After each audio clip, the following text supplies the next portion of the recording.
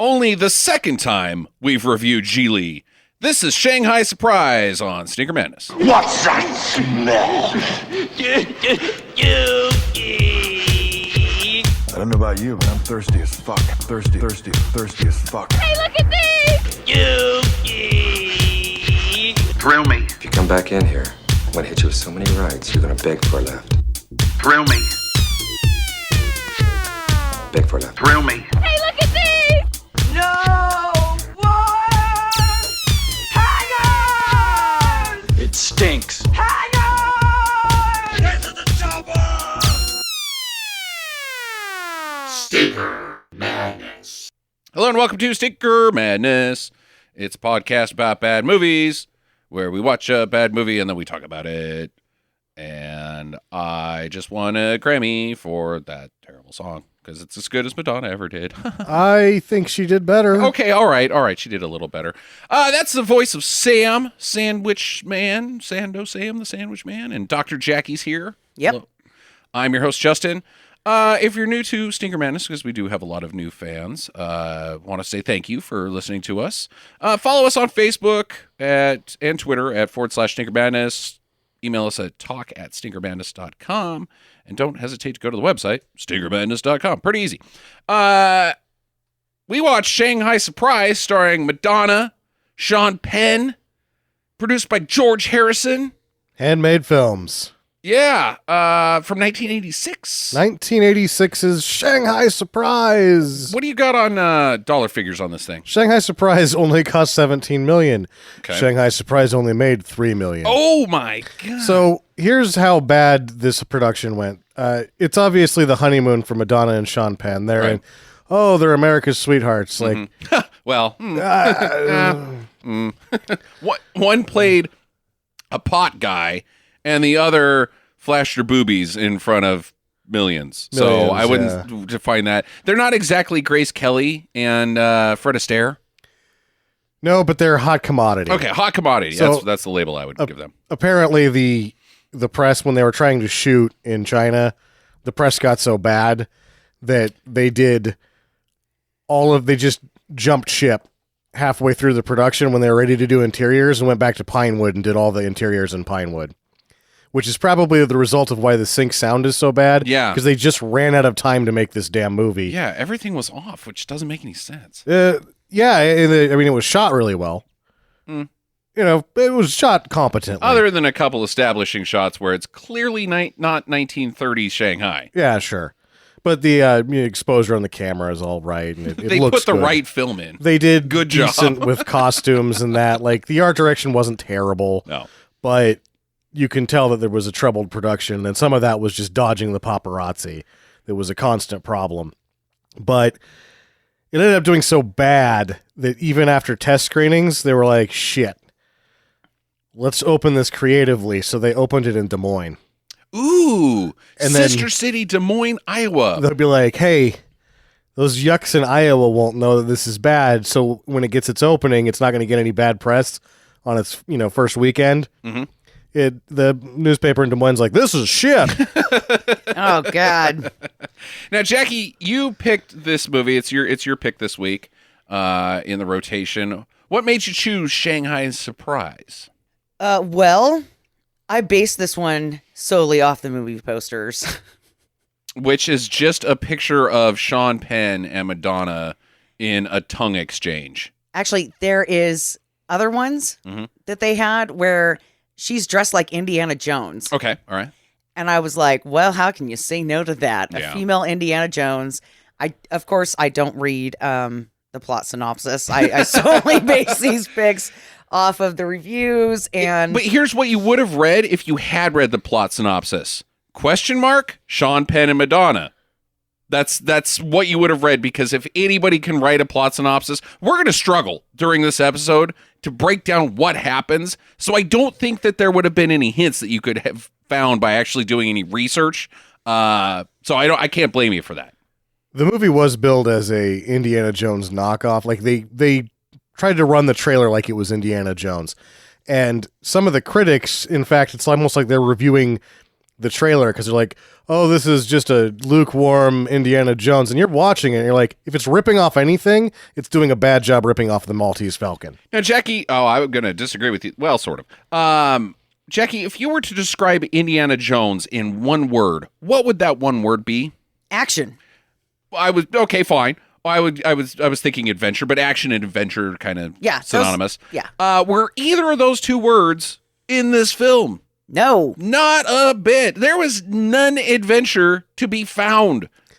You can't even really say there's shenanigans. Not like barely shenanigans. It's just schmoopy talk and then going to various locations and meeting various people who then just say, you need to go meet this other various person. I think it was supposed to be like a treasure hunt for opium, but it didn't. Relatively low amounts of treasure. Yeah, but it didn't even really go into treasure hunt. It was just, okay, we're going to walk around this town and ask for people and get chased, and people hate us, and that's their treasure hunt. Right. Yeah, no, oh man, this thing's screenplay just sucks. It just sucks. Let's talk about the music. Jackie, I want to go back to you there again. Famed musician, arguably the best of the Beatles, George Harrison, wrote the soundtrack to this. How did one of the greatest musicians to ever live affect you during this film? What? What did he just say? That sounded super what? Oh my God. You can't say that shit. Yeah. The opening song is a little bit of like, hello, please, tug, tug. Tofu. Me love you long time business. Hello, please. It's really, the music stinks. Yeah, it's bad. The one song is very reminiscent of Roxy Music, and I kind of liked it, but the whining George Harrison guitar business was all right, but the rest of it sucks. Yeah. Oh, man, I was seriously disappointed. Did George Harrison's bro stock go down after viewing this? No. Okay. All right. Well, a little bit for me because I thought he was infallible. This is a lot of fouls. Well, here's the thing. This is 1986. Soundtracks are big, right? Mm-hmm. He buried it. He didn't even sell it as a soundtrack. Yeah. Most of the songs are only available on B-side comps. Yeah. He knew it. He was like, I stepped into shit here. God damn it. Well, at least he had the good graces to realize it and didn't try to market it anyway. Yeah. Let's talk about Madonna. She won the Razzie for Worst Actress. Justified? Yes. She's not good, but I thought that she was better than Sean Penn. He was definitely the worst actress. Oh, yes. Just both of them. They're hard to look at, first off. Yeah, they're the butterfaces. Really? Yeah. I think Madonna was. The more I look at her, the better she looks, but the more I look at Sean Penn, the more I just don't get it. Why are you on TV? Teenage heartthrob Sean Penn. Yeah, I don't get why everybody thought he was the cat's ass. His drug dealer face. They didn't do a good job in this one either, because even when they clean him up, because he's supposed to be like, he's like Wimpy from Popeye at the beginning. Mm-hmm. And then when he gets into his dreamboat phase, his hair is still just covered in shoe polish and it's leaking onto his head. And it just looks bad. He looks bad. He looks really bad. I don't get it at all. But yeah, they both stunk. I almost say that she was worse. I think he blew more lines, but when she blew her lines, they were especially blown. Sure. But when he wasn't blowing his lines, he stinks. You might say that the job she did, she blew, so she, you know what? No. Oh, I'm good. And especially when she's like emotional in any scene, you just don't believe it. You're like, God, you're trying so hard. But I could act my way out of a paper bag drunk as fuck better than that. She went on to be in more movies. But sure. More movies. Well, she was married to a director at one point. She is now still? No, they've been divorced for a while. All right. But that was years before she was in many, many movies. Body of Evidence. Yeah. Dick Tracy comes to mind. Oh, Evita. Desperately Seeking Susan. Evita, at least it's a musical, so you get why they get her, right? Yeah. Why is she in Body of Evidence with Willem Dafoe? Mm-hmm. Makes no sense. Who's that girl? Ooh. Desperately Seeking Susan. I said that. Oh, I thought repeater. Nice job, Sean Penn. Actually, if I was Sean Penn, I would have said it like this. Yeah, he's a real mumbler in this. Let's get into this thing. Okay. Opens in 1937 Shanghai, as we kind of established, on Belloc, because that's his character's name for us. Belloc from Raiders of the Lost Ark, and Dr. Meinheimer from Naked Gun 2.5. And the Harry Potter movies. Oh, he's in Harry Potter? I haven't seen those, so I don't know. Yeah, he's a character in Harry Potter. Who's he in Harry Potter? He's the dad. The Oh, he is. the Muggle dad. Yeah, he is. That's right. I totally spaced that. I prefer Dr. Meinheimer, though. Sure. So that's going to be his character name. Belloc is the opium king of Shanghai. He's Got 5 crates of opium. and they're not crates. They're more like Rectangles. Amazon boxes. They're not big. They're not crates. Crate implies, wow, that's a lot of opium. This is just like suitcases of opium. Yeah, you need a forklift for crates. These are easily carried in rickshaws. You could put these on the top of a Volkswagen and travel cross country. This is a supermodel's coffin. 2 guys could carry one. What? That's a good Tall one. and skinny, Yes. my friend. Yeah, no, You're you're an right. anorexic, you're fitting in one of these boxes. That's genius, Jay. It is genius. I'm taking that one to the bank. So Japan is blowing the shit out of Shanghai, and so Belloc's got to ditch town. Like things are getting too hot, I guess. So he's got to take his opium and go. Yep. And so they're escaping across town, and they reach, I guess, their destination or whatever. But the opium gets jacked by the couriers. Like the people carrying the rickshaws are like, ha ha ha! But it turns out it's all part of the Chinese military's plan to steal the Opium King's opium? It seems like it's a double cross, but then they argue about where the stuff is, so it's definitely a triple cross? Okay. But why this guy, his name is like His name is Megan. Megan, yeah, his name is Megan, right? Why does he want the opium? I don't think he wants the opium. Okay. Okay, so they stopped to get China Girl, which is the evil guy's girlfriend. That's Madam, the location yeah. they're at, is China Girl's place? Oh, I see. I couldn't They're put that there together. to pick her up. Okay. And that's when the rickshaws take off, right? Because the Chinese, they know that the Chinese are there. Okay. And then the guy comes out and he's like, you have something that belongs to me. Mm-hmm. And he's not concerned about the opium because he's like, well, my friend, I think that we've both been double crossed. The servants have taken the opium. And he's like, you know that that's not what I want. So what does he want? He wants the diamonds. We don't find out about that for most of the Dude, movie. you can't do that. You Yeah. can't No. write a movie where the beginning is revealed to make sense at the very fucking end that you've already completely forgot about the beginning unless you're doing a podcast about this stupid movie. Only Jackie has figured this out. That is amazingly bad writing. Stunning. I wasn't even drunk and I figured it out. Would have never put that together if I was just, what the fuck is this all about? Okay, so anyways, we get introduced to Megan, and he's like, give me the stuff.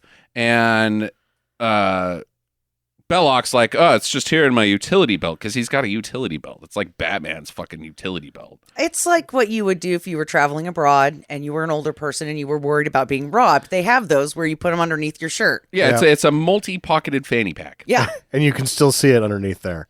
Yeah. Right. You're like, I'm definitely not wearing a fanny pack under my clothes or a diaper. Well, inside the fanny pack is a booby trap.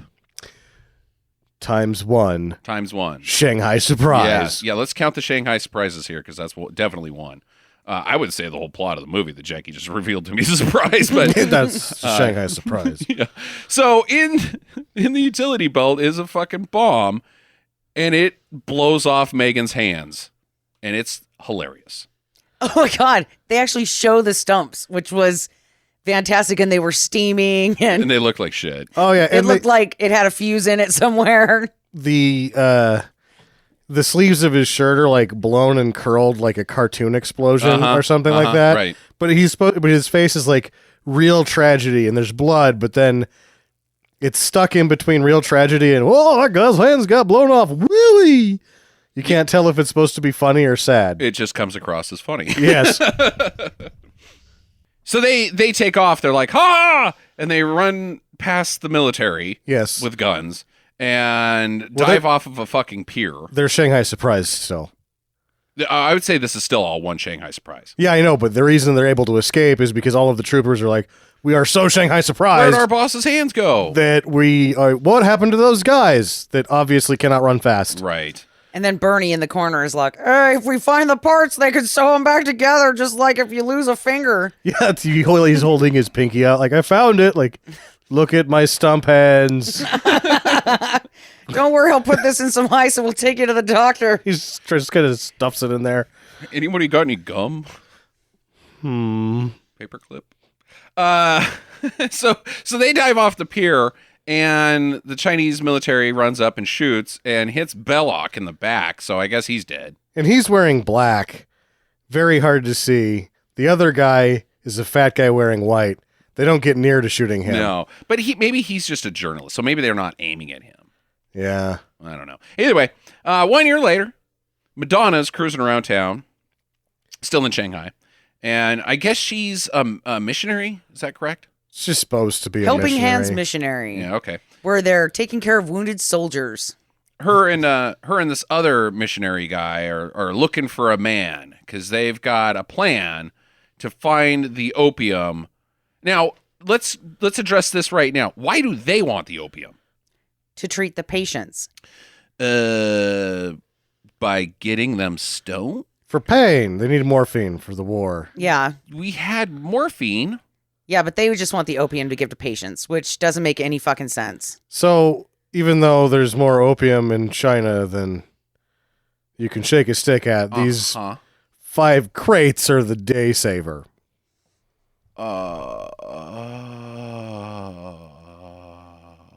That's it. That's really it. They That's- just want opium to give to patients for pain, Yep. even though everybody's high on opium.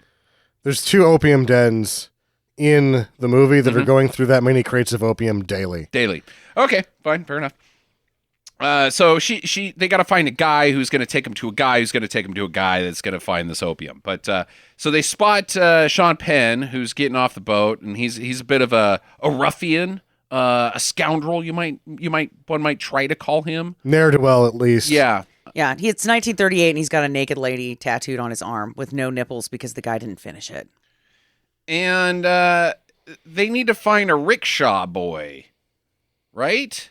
The rickshaw boy there is explained as the son of a wounded soldier. And what's the rickshaw boy going to do? Well, he's lost a leg and he needs to find his dad. And opium. So how's the rickshaw boy going to find the opium? I don't know. There's just a ruse so that he'll go out and help them find the opium and not ask too many questions. All right. So he's like, after some bribery and some, we're going to pay you top dollar. And he's like, fine, whatever. Hey, give me a fucking nickel. And he's drinking booze. And she's like, no, you shouldn't be drinking booze, but I'm really hungry. And he's just like destitute, but really he's just a scumbag. They stumble upon some beetle wrestling. I think these are crickets. Okay. Cricket wrestling? And Cricket fight. cricket fight. I think you should say what you said when we saw this the first time. What are the rules? Because what it is a bowl. It's a colander, and they've got chopsticks that they poke at the beetles who are just trying to get out. They were like poking them with tall grass. Right. So I guess that they get mad and then they fight each other, which is just 2 crickets flopping around on each other. Guys are tossing out money like, that's the one. I picked the winner. How do you know?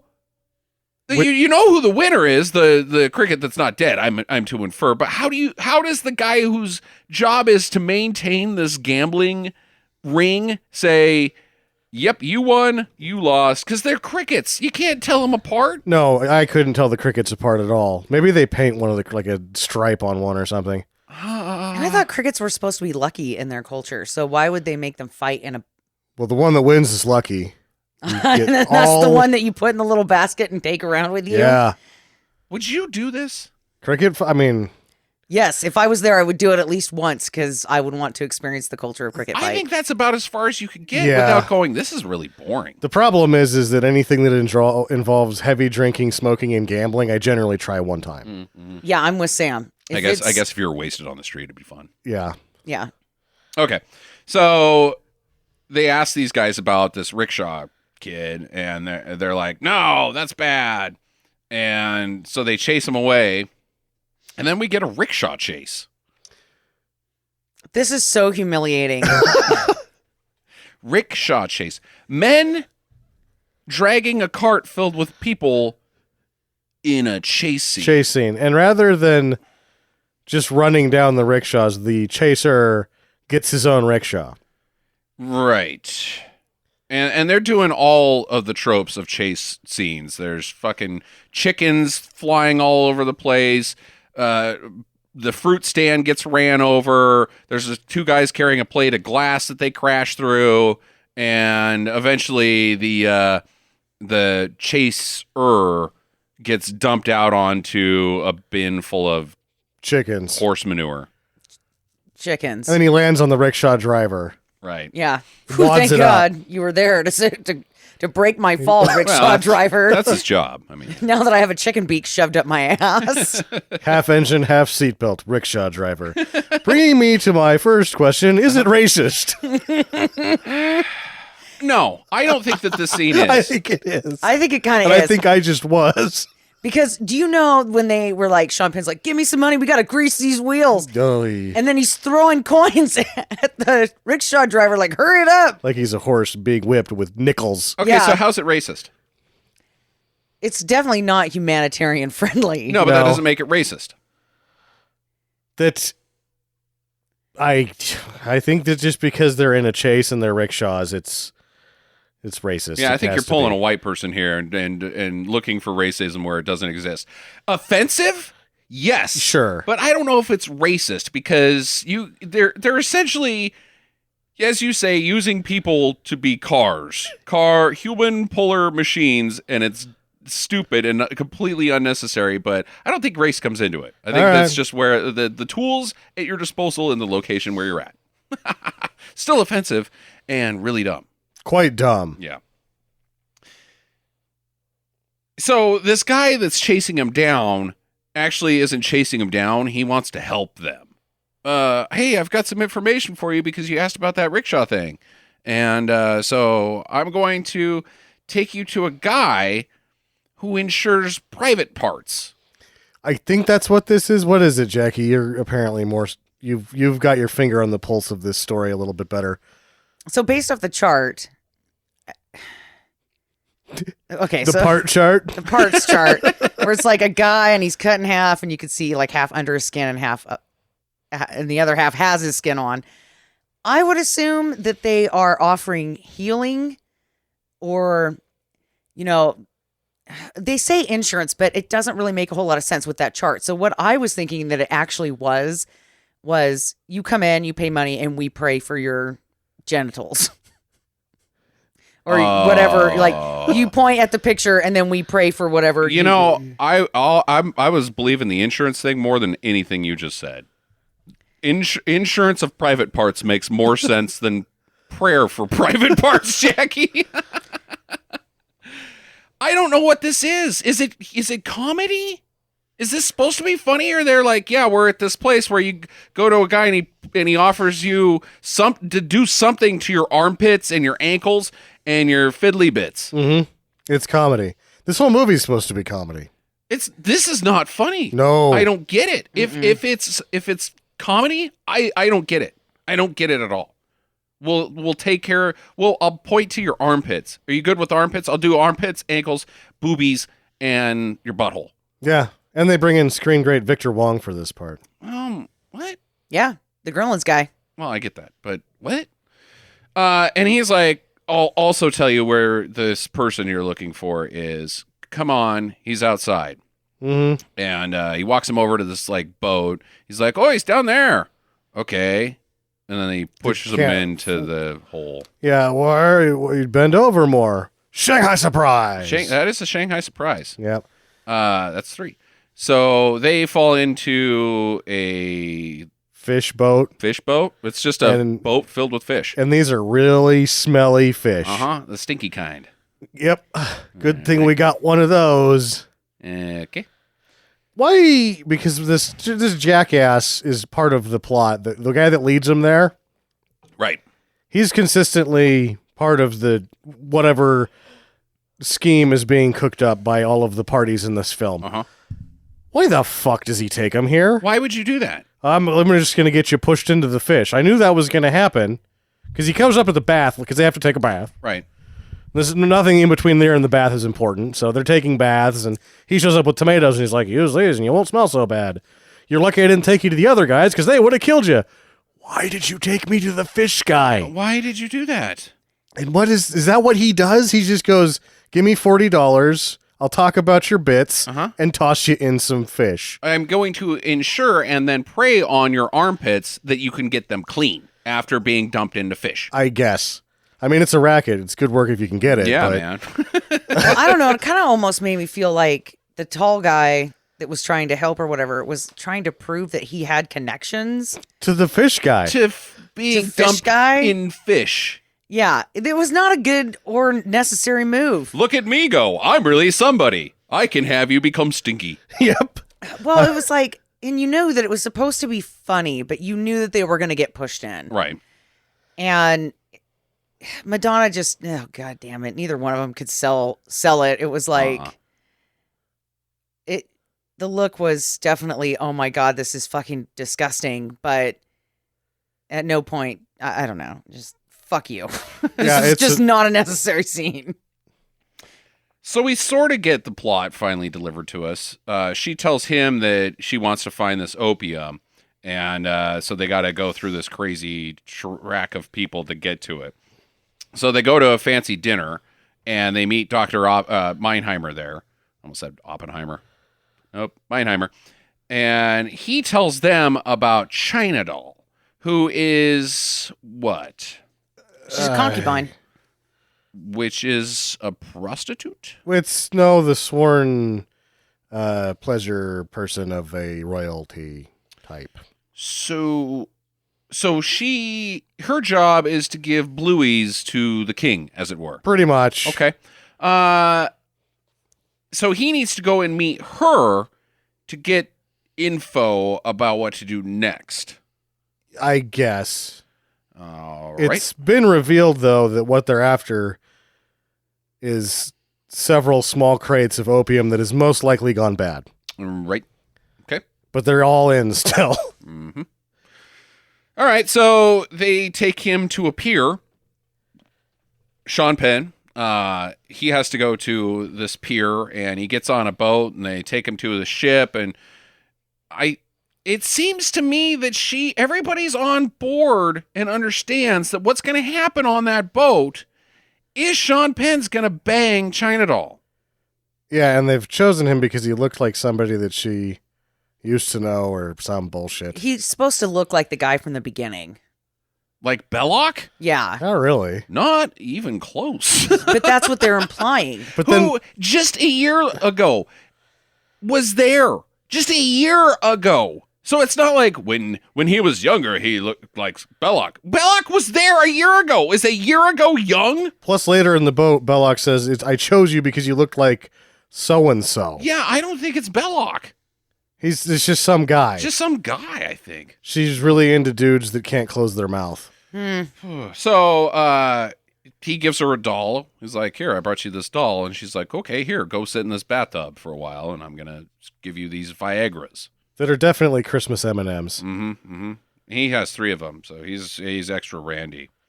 Then they paint on each other. She paints some kanji on his chest, and he paints a stick figure with a giant penis on it. Yeah, like it's a house.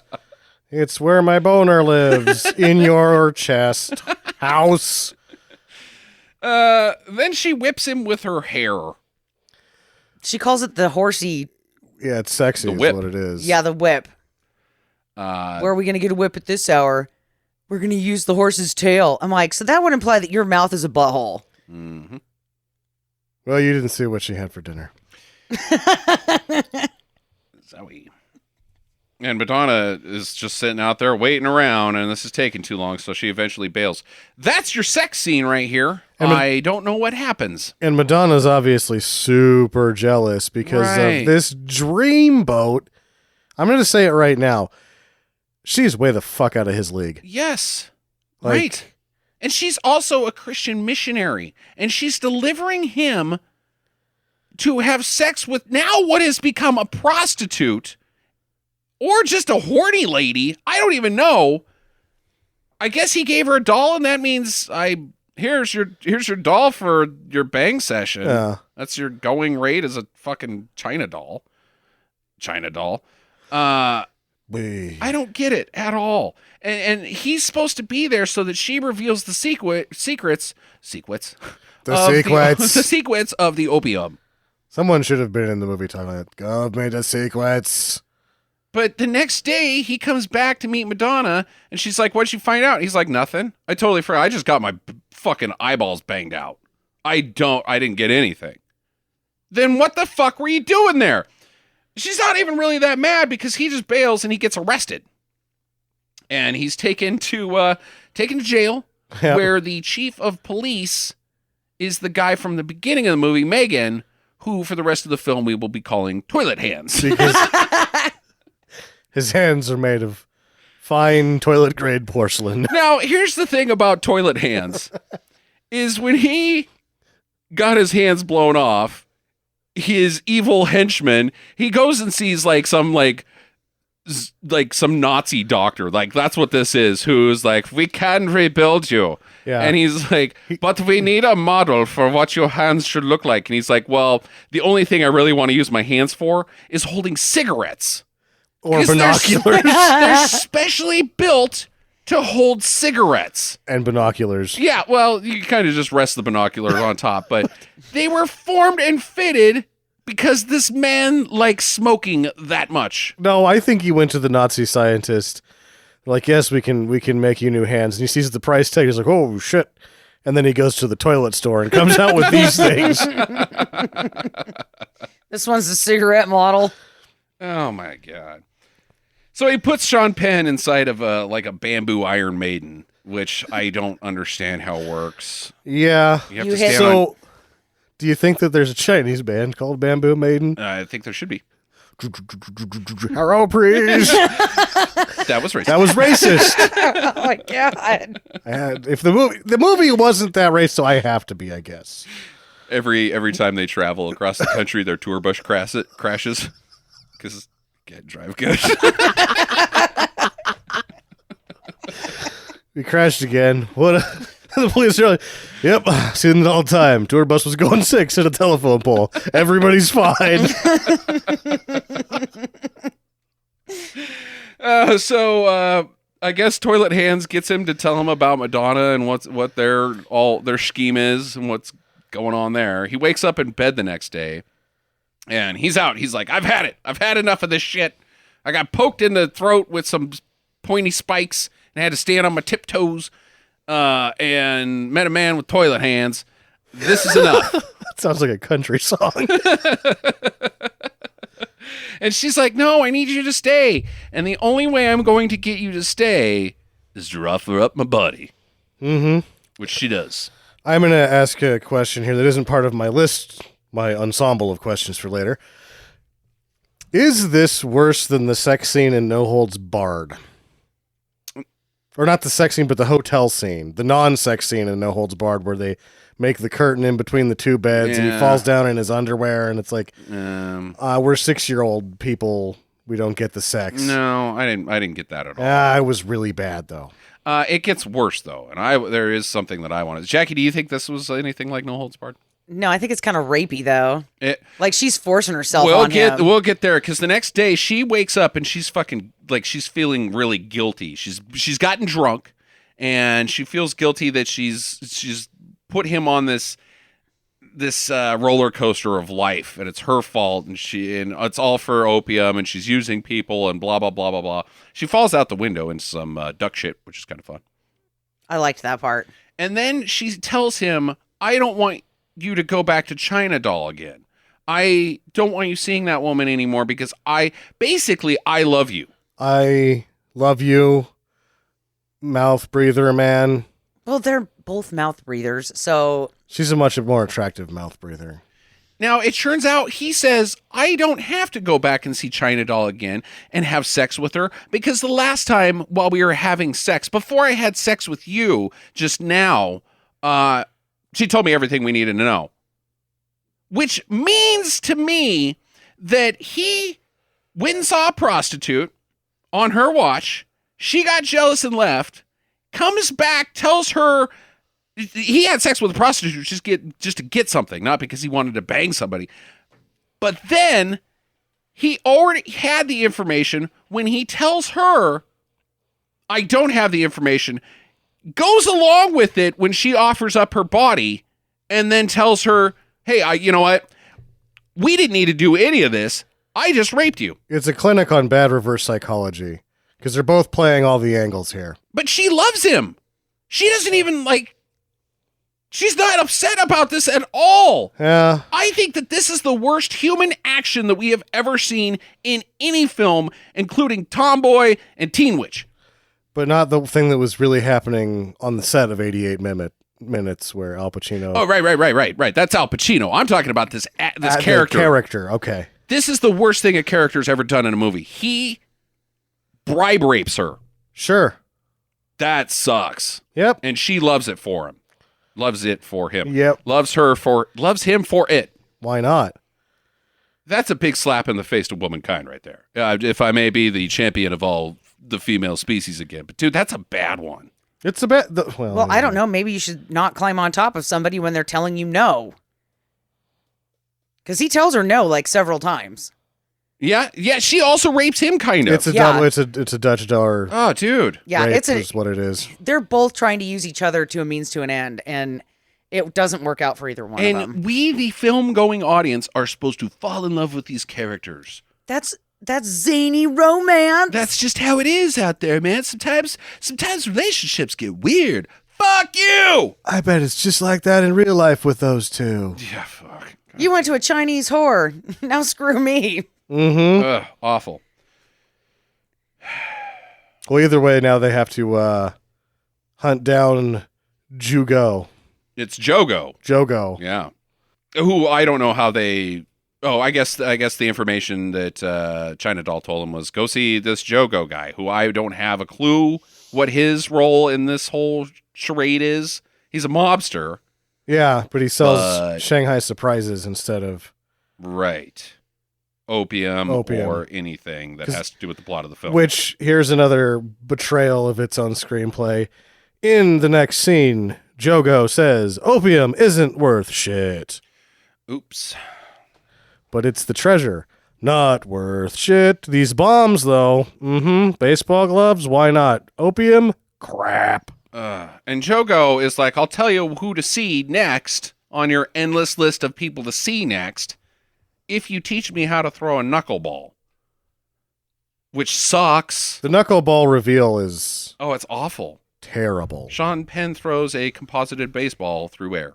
And this is probably the first movie that ever had the Matrix for a baseball. Kind of. Where it's really super slow and you could see the manufacturer of the baseball go by. Dodge this. The ball slows down enough and you see a little writing across it that says, why are you still in the theater? So in exchange for teaching him how to throw a knuckleball, he tells him about this opium den where they should go to. They're all over the fucking place. Just walk into any one of them and get the same information.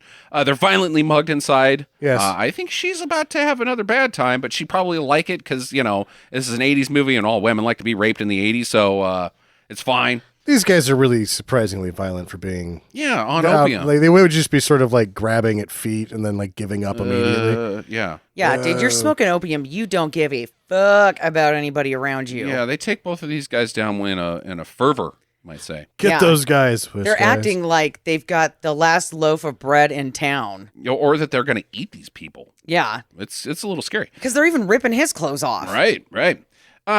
So the guy that they're coming to look for is there. He comes out and tells them about the Phoenix, which this whole movie is about this guy named, up to this point, named Wen Cheng Lu or Lu Cheng Wen. And this is the guy. This is the guy that we've been searching for this whole time. And it's a pretty undramatic scene with this guy. He just nods his head a couple times and says, find the Phoenix. And is whacked out of his gourd. And scene. On more opium than they're trying to find. Right. And that's it. That's what this has all been building to, is this 2 lines this guy gets to deliver. Huh. Okay. So I get Madonna's like, I'm done with this. I'm leaving you for a while. She bails, and Sean Penn goes back to the hotel, and this Kronk guy, the guy in the rickshaw chase, who's been out throughout the movie for a while, but not doing anything that's been important. Him and Meinheimer, they pull a gun on him. Yep. And they... why do they pull a gun on him? Because they think he's out on the whole chasing of the treasure opium. They could have just asked. Well, he tells them, you better keep the gun on me because I'm not going to care, and you shouldn't either. And then they end up giving him information like, hey, we found this photo of Belloc and Toilet Hands Together. But they already knew that. But they've been looting graves. Yeah. So the flowers aren't the opium. The flowers are the jewels of this empress that he tomb raided her.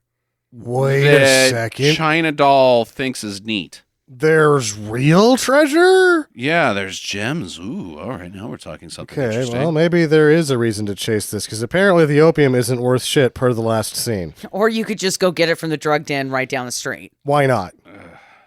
So Sean Penn's like, fine, I'll go see China doll. So he goes back to China doll, and she's like, oh, yeah, there's treasure. I have it. But, you know. But I'm an empress, so you can go fuck yourself. Those are my gems. Yeah, pretty much. He's like, okay, cool. So he's driving along, and Toilet Hands gets in the car, and he's like, no, you need to go get the treasure for me, Yeah. or I will shave your balls. Kill you to death. Yeah. Well, let's shake on it then. Yep. Oh my god, this was so awkward. And if they were going for zany, they missed it. No, I think Toilet Hands is supposed to be like, whoa, what a like a Diabolical James dude. Bond villain type Yeah. reveal, like man with a golden gun type thing. You've never had your hand in between the cold vice of a toilet. Right. This is like when your wiener gets in between the seat and the rim of the bowl. Very painful. He's smashing Sean Penn's hand in between his toilet hands. Yes. Which wouldn't do anything more than actual hands would. They would just fall out of his sleeves They if would he just pressed fall. hard. Yes. He'd crack one and be like, you son of a bitch. They're like, what were you trying to do? And then he just nubs him in the face. Shut up, you. Whack. Yeah, it'd be kind of hard to poke somebody in the eye with that hand. Can you hold a cigarette now? Because my toilet hands are broke. And I really need to smoke. God damn it. It's so Who's stupid. lighting those cigarettes? Does he just have a guy and that's his job is to wipe this guy's ass and light his cigarettes? Maybe that's what he's got on his left hand. He's got like one of those fake fingers that you flip open and it's a big lighter inside. And he just, yeah, that would be cool. The other one dispenses the cigarettes. They have to reload him once a day. Yes, he's got a backpack full of cigarettes. 9 My backpack yards. is jammed. Get in there and fix it. We got a smoke jam. I'm jonesing. So he goes back and gets Madonna and they go to China Doll and Madonna sells China Doll on this whole thing because she's going to use the treasure to buy the opium to give to the people. And China Doll's like, you know what? Okay, I'm behind that. So The fuck? Yeah, and the whole time they've seemingly got endless amounts of cash at this mission. Uh-huh. They just don't have any opium, and there's 2 opium dens on either side of the place. Like, just go buy some opium Just and get- fuck off. Yeah. Seriously. God damn it. And not to mention, why would China Doll be like, Oh, now get you the fuck off of my boat. I never want to see either of you again. You people are morons. You're going to take my treasure and buy opium to give to the people who are already on opium? You're idiots. Yep. All right. But it's better than a gun. Now, but at the same Yeah. time, she's like, That's their two options. She specifically says that we either buy opium or guns, and guns are bad. Okay, here's How some about gems. neither? Yeah, here's my money. but we get the reveal on how much treasure. Because you're expecting at this point, Like Treasure. pirate treasure. I'm expecting a gigantic headpiece of some kind. Oh, yeah. like, Or something like that, yeah. that is just littered with thousands and thousands of different Boy. kinds of gemstones and diamonds. And The it's- world's biggest ruby or something. Something. Yeah, I mean, majestic. like, this is going to be so badass. Like, I'm waiting for the reveal. and it's a velvet bag full of like the healing crystals that your hippie girlfriend got you when you were 20. Right. She's like, put this under your pillow and you'll be magically better from everything. There's like Yep, big reveal. 8 marbles in a fucking sack. I think even if this was treasure, because it's revealed later that it's not, spoiler alert, I think it's worth, like, in 37, like, maybe $250. So, yeah, you're spending this whole movie going, they're chasing after not that much opium. And then at this point, you're like, they just got less treasure than the opium's worth. And it's apparently, by the rules of the movie, not worth shit. Yeah, I hate to tell you this, gemstones are not worth fuck. Here, I'll pay you to take this treasure off my hands. Maybe Yeah. there's a little bit of cash on the side because it's like, this is just taking up space in my jewelry chest. Here, you have this garbage.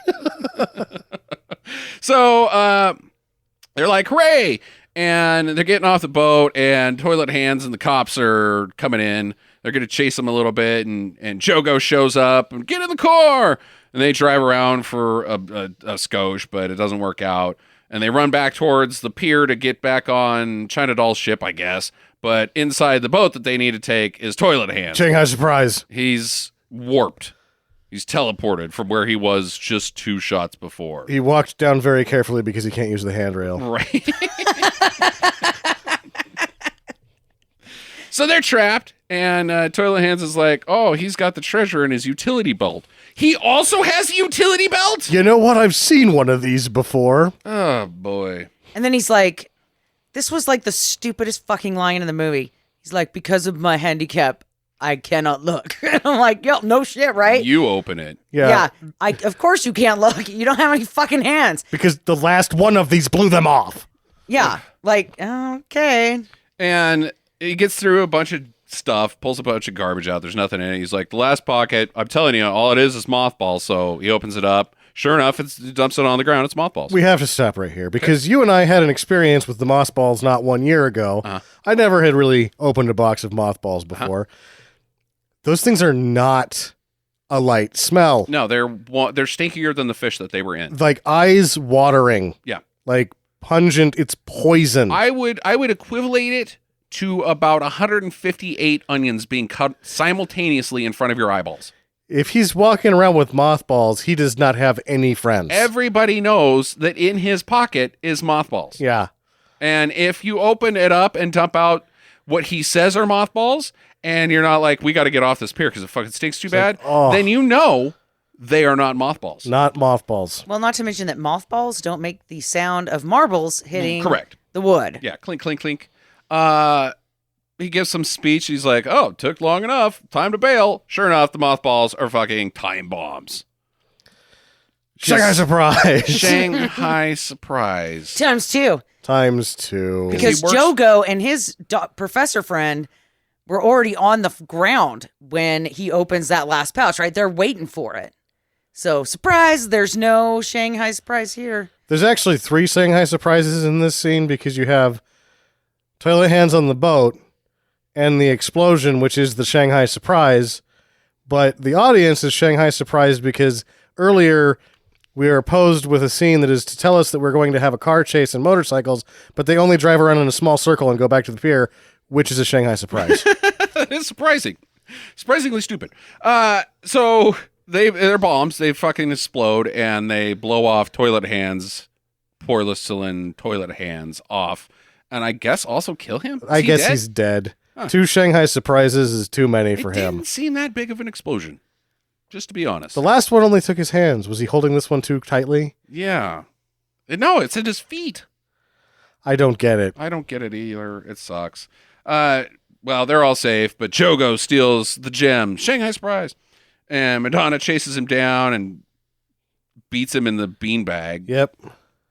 And then Sean Penn hits the bodyguard with a knuckleball. Hey, it all comes around. I could have been in the pros with throws like that. Eat shit, asshole. So they go back into town, and Kronk and Oppenheimer again. Meinheimer double cross. Shanghai Surprise. Shanghai Give Surprise. us those gems. And the missionary head, Mr. Burns. Mr. Burns. He kicks their ass. Shanghai Surprise. Shanghai Surprise, and then he reveals his face to be Belloc from the beginning. Shanghai Surprise time Oh free. my god! Because we clearly couldn't tell anytime he opened his mouth and he said, "What do you think, Dr. Jones?" Oh, I didn't know that was him until the I very knew end. it was fucking Belloc the whole time. He had sideburns. You can't hide. Who's that guy in this? That guy with the sideburns? I've never seen him before, but I don't trust him. It was the hat and the sideburns that threw me off. Yeah, you can't hide that guy's voice. It's that's Belloc. This has all been a setup to get his loot back, his gems that he stole out of a grave, his stuff that he loaned to the Empress, and she wouldn't give it back, so he sent them in. So she gives it to them because she doesn't care anymore. Because she thinks opium's good for the people of China. Because that would work. Like, he's like, I believe this. I believe that she gave it to you guys, because of your play on humanity. Right. But I'm stealing it. Okay. So he puts them in some crates and takes off. He's headed for L.A. And they escape via hijinks. That's about the only hijinks that happens in this movie. Shenanigans. It's really stupid. They rush onto Belloc's ship. He's getting away, and he's like, "Nah, it's no big deal. The gems are fake. They're crystals." Yep, she double-crossed us again. It's a kind of, it's a Shanghai Surprise. Oh. So they say their goodbyes. Madonna's leaving. Like, it's all been for nothing. I hope you guys make it all right. And I'm going to sell my ugly, awful ties to the people of L.A. who have no taste in ties. And Belloc and I are going to become rich by doing that. Off of these ties. Belloc's got connections to Hollywood. Yeah, like, we're going to be rich off your fucking ties. And they're best friends now. They're buddies. Yeah, he's like, I'm going to finish my shower, then you can have a shower. Then we're just going to pal around. Yeah, play some cards. Tomcatting it up, ripping and a tearing, ripping Yeah. and a tearing. Well, Now that she's gone, you're back in the whoring life, buddy. Well, we're going to make a stop at Thailand on the way. See some ladyboys. Don't turn around. Uh-oh. He can't do it, though. He sees her leaving, and he's like, "No, I love her." So he bails, goes and finds her, grabs all his ties, and gets back to shore, and Belloc doesn't see him leave, but Belloc's like, "Whoa, shit! Oh, shit! God damn it!" So he has Belloc sense now. Because he hasn't even gotten done dressed. He's like in the shower, and he's like, wait a second. Hey. That guy stole my crates. Which are his crates with his ties. Yes. But underneath the ties is all the opium. Shanghai Surprise. Shanghai Surprise. They smooch. Credits. Film. Freeze frame, boob grab. Yeah, they're married. Yeah. I'll allow that one. If you're going to grab your wife's boob on screen, Go for it. I guess if you can't, then who can? The answer is Al Pacino. Yeah. Oh, I didn't know she was married to you. What? You tell me I can't do that. I'm not doing the picture. All right, questions. I don't have any. I don't know where to begin is the problem. This movie made perfect sense to me at the end. Nope, it sure doesn't. It was supposed to be a thriller, action adventure movie that sucked ass and didn't tell the story very well, and so you were confused half the time. But by the end of it, I knew where they were trying to go. Okay, well, Where was that? I want to know. I'll go ahead and start with that. Where are the gems? Where's the treasure? The China doll still has it. Okay, so why don't they just go back to China Doll again and be like, you double-crossed us? Well, who gives a shit? They've got opium now. Like $30 worth of opium. Sure, it's dinner. What the gems were worth $18. Yeah. Okay, Yeah. fine. That's my first question. Is any of this worth shit? No. No. None of it's worth shit. God damn it. Are his ties worth shit? No. No, his ties are not worth shit. Ugh. Okay, so my big question is, what was Belloc's plan? From A to B, Jackie. If this all makes sense to you, what is Belloc's plan? Opium King. Starting from when he is shot. What is the next day when he starts plotting? How does he come up with this grand scheme to get his diamond's treasure back? Okay, so first off, I'm gonna fake my own death. Not really. I was clearly shot in the back. Okay, but that gets toilet hands off of his scent, right? Okay, sure, yeah. Yeah. So then he goes underground, gets himself a job in the old Helping Hands mission, starts scoping things out, trying to find his opium. Yeah. He finds it. So he eventually his plan is to get a job at the mission, or he just vicariously gets a job at the mission. That's what I'm saying. This film is telling us that he had this plan all put together in motion before he did anything. He's ready to kill at a moment's notice, as we find out later. Right. He's had the opium the whole time. Right. And he knows where the jewels are. Why not just go nab them and get the fuck out of Dodge? So you still on the He's same? a gentleman. He's not going to just go beat up his old whore and be like, hey, give me that. He's not a pimp, Sam. Chivalry Yeah, is the plot of this film? He's a sophisticated gentleman who is not going to hit his whore. He's not from the streets. Here's what I'm getting from this film.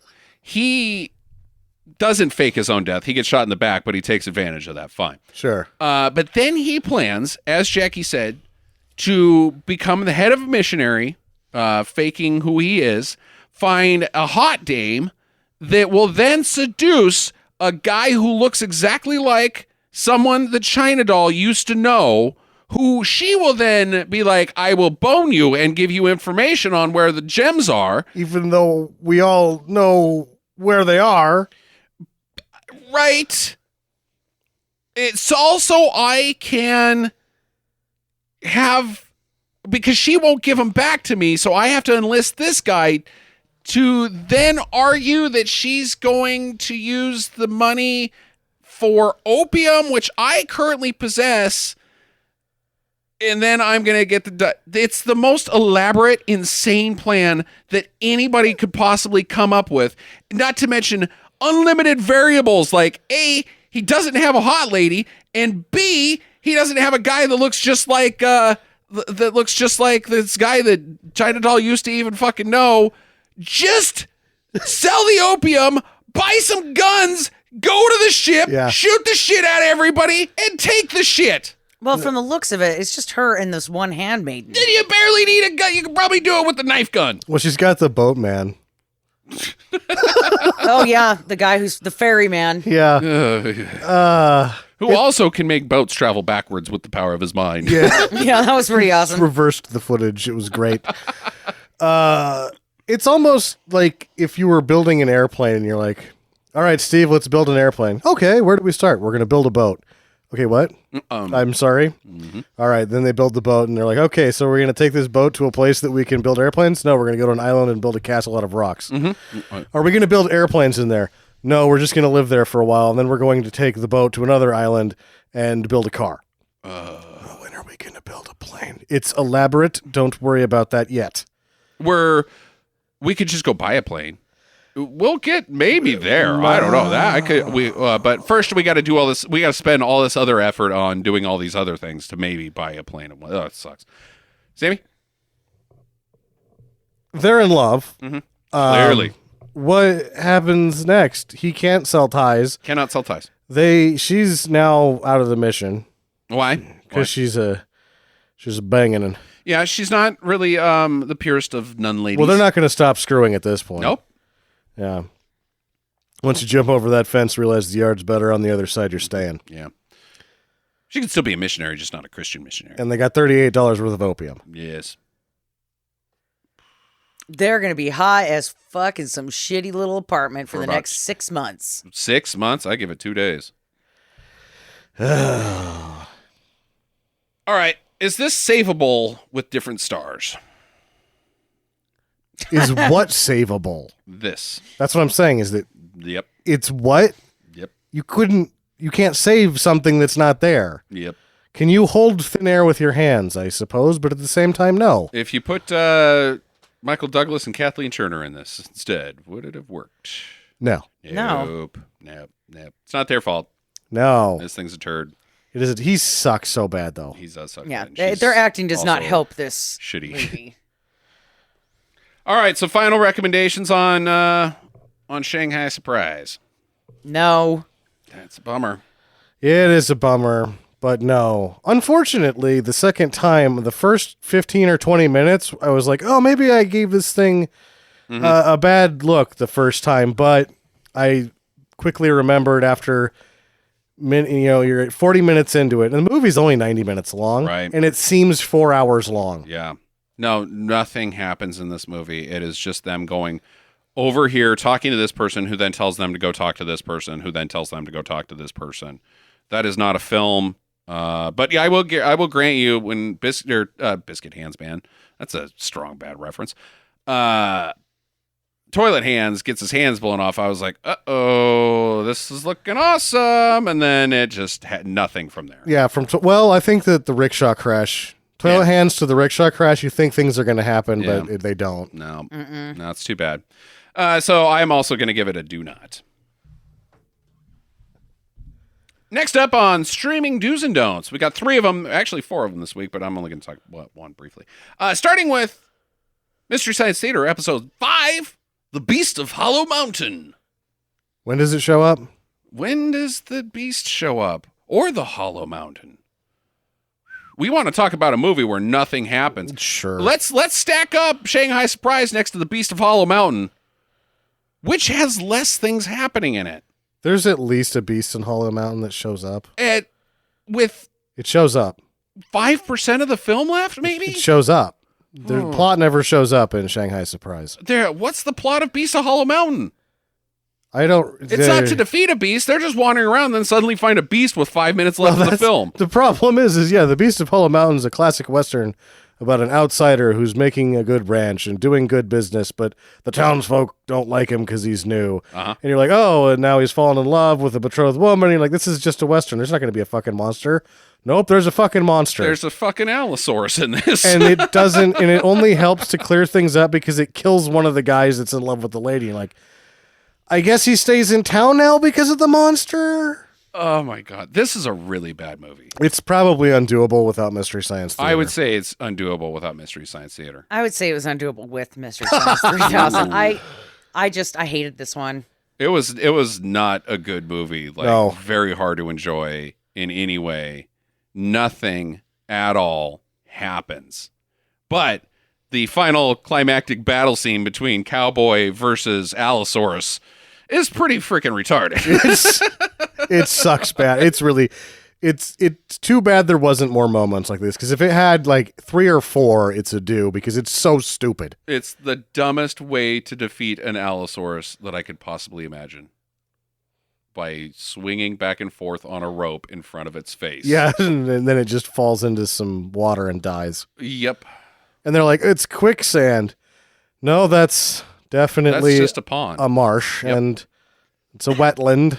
Ducks live there. Not to mention, wasn't the Allosaur already in water? Like at the beginning, when you first see him come out? He comes out of it, or something. It doesn't make sense. Yeah. So does he just go home and not even die? He's just like, fuck this, you guys are stupid. This cowboy looks, yeah. Oh, God. Really, really bad movie. Next up on Stars, I watched this by myself. It's Blake Lively in The Shallows. You guys remember that movie from last year? Shark movie? No. You didn't see the previews for that? Uh-uh. Remember she's stuck out on a rock, and there's a great white circling around her, and she's I refuse like to watch 200 that. yards from the shore. It was a wise decision. Yeah. It is not a good movie. I could tell that I wasn't the real-time person stuck on a rock, like Open Water. It's just a clone of Open. I couldn't handle. I actually gave up on Open Water. Yeah. I couldn't do it. It was too like, oh, Jesus Christ. This one's pretty freaking boring, which is saying something like, how do you fuck up sharks eating people? I just don't know how you make that boring. Well, they've done it a couple times now. Ugh. So don't watch The Shallows for any reason. It's one of the least interesting shark movies that's ever been made. Now, Sam and I watched this on Amazon Prime. It's on Amazon Prime listed as GI Executioner, but it's also listed as Wit's End in various places. So Wit's End's or GI Executioner. Lloyd Kaufman film, produced. Trauma. I've probably bought. Yeah. So Wit's End is a much better title because this is just sort of this. It's a really shitty. If you've ever seen Saint Jack clone. Oh, that's there you go. Well, now everybody knows what we're talking about. Everybody knows. It's one of Peter Bogdanovich's best films. So if you'd like to watch Peter it, Bogdanovich. Yeah. Now everybody knows. Starring Ben Gazzara. How about that? Hey, Ben Gazzara. Everybody knows who Ben Gazzara is. Come on, dude. I know, but that's what it is. So it's just like this, white guy in the Indonesia. Milling around, yeah. Trying to make a living as a boat restaurant owner or something. This guy, his name is Dave, and I gotta say, I love Dave. He's like, as I said when we were watching this, he's like a shitty and drunk version and not handsome version of Bruce Campbell, but like he's very Bruce Campbell-y, yes, but completely unhandsome and mostly drunk. And I have no idea what this movie was about. Nope. He goes through women left and right while they're getting murdered by other people who have just this mad on at Dave for some reason. The movie's, it sets up as GI Executioner, like this is a guy who really takes care of business. Uh-huh. But it's not like in the movie itself. It's just a guy named Dave that is a restaurant owner. That the restaurant is also a boat and is ill-equipped to handle any of the situations that he is in. Right, like a boat fire. That would be exciting, but that's not what happens in this film. Wow. This is one of those weird films where zero happens and it's intoxicating. Yes, something about it's sort of like the unfunctionable machine. You just can't stop looking at it. Nothing works. Nothing. And it's really weird the whole time. Yes. Oh, there's a naked lady fight scene. But it's not like mud wrestling. It's not brought to us as in ooh, this is hot. She's fighting for her life. Yeah. And she's a stripper, and it's just questionable filmmaking. Why would you do this? But you kind of like it. Yeah. It's weird. And flashbacks of his entire life it's insane. There's a guy that shows up at the beginning that's supposed to be his sidekick who's killed early on. Who I think he might be his gay lover. Or something. And then this is a revenge piece, but very quickly the revenge is completely abandoned. Yeah. I'm going to give this a do, but with a disclaimer. This is not for everybody. You got to be into weird shit to like this yes. one. And I am into weird shit. I loved it because I like weird shit, but I'd say the same thing. I mean, very little happens, but you gotta enjoy weird shit. Last but not least, on Amazon Prime, we all watched this, starring Terrence Hill and Ernest Borgnine. No Bud Spencer. Super Fuzz, which I've heard a lot about Super Fuzz. I was pretty jacked about this film. I'll go ahead and say now I was a little disappointed in this film now that we watched it. But it's kind of fun. I thought it was super funny. Yeah? You liked it? Yeah. He's a cop, Terrence Hill, who gains superpowers from some red stuff. And he can he's omnipotent unless he sees the color red. Then he has zero superpowers. But he has every superpower. Pretty much. I would say he's got Martian Manhunter style superpowers. He's actually pretty superpowered. He is Martian Manhunter because Martian Manhunter sees fire and he's fucked. Yeah, there you go. Very Terrence Hill-y, very slapsticky.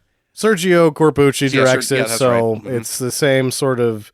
It's his style of comedy. It's totally zany. It's zany. Zany is a word that I would use. It's not in the same realm as Odds and Evens to me. Unfortunately, and we'll probably run into this because I imagine we're going to tour through most of these that are on Amazon at one point or another. Odds and Evens, the one that we did for the podcast, and In a Treasure You'll Find a Friend are the two that are sort of light years beyond the rest of them, but the rest of them are still good and worth watching. Yeah, I just felt like as much hurrah as we gave odds and ends, if somebody picked this up as the first Sergio Carbucci, Terrence Hill movie that they were to, I think that they would probably be like, you know what? No, I'm not going to go through all these. But if you see odds and evens, you're like, oh, I'm going to quest until I find another odds and evens. Yeah. So I wouldn't start with Super Fuzz is all I'm getting at. I'm still going to give it a do, but make sure you go see odds and evens. Odds and evens, a treasure, or in a treasure you'll find a friend, and then the 2 Trinity movies. Yeah, Trinity. Right. Actual Trinity movies, not the ones that were titled that later in American markets. Right. Jackie, Super Fuzz. Absolutely do. Okay. It's a do, but not as fun as the best ones. Right. Well, there's your podcast, folks. Next week is going to be my pick. I should have been prepared. I was going to pick something awesome, but now I don't have it. But if you're still jacked, we are now 2 weeks out from Days of Thunder. Oh. Days of Thunder. The Tom Cruise one? Yes. Oh, yes. Yeah. What about the Barbarians? Oh. And I couldn't do Face Off because they took it off of Netflix. Oh, that's my next movie. I've got a copy of Face Off. We're doing Face Off. Oh, that means that we're going to run 4 Bruckheimer movies in 6 weeks. Oh, no! Get to the shopper. Visit us at www.stinkermadness.com. Follow Stinker Madness on Twitter at Stinker Madness. Please rate and review us on iTunes and Stitcher. Thank you for listening, and get to the chopper.